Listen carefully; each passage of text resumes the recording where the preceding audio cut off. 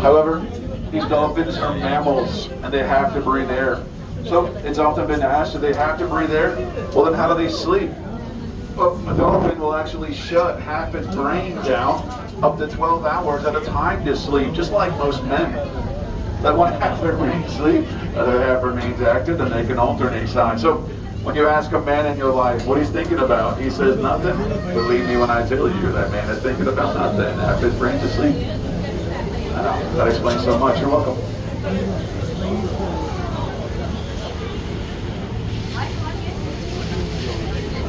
Two more, three more to the front left over here.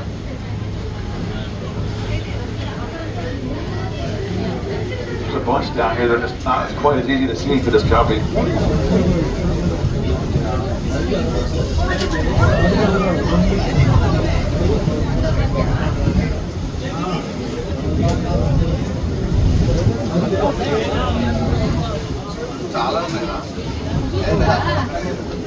Looks like quite a few in this little cove up here to the front left. Let's go up this way. Right in front of us. The baby in front of us.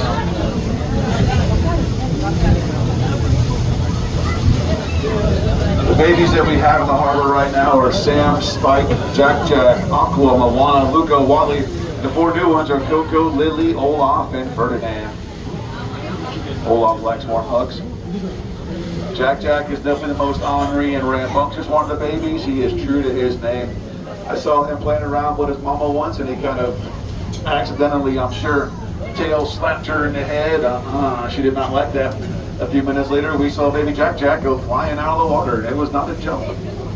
She booted his little butt out. Rightfully so. You do not tail slap mom in the head.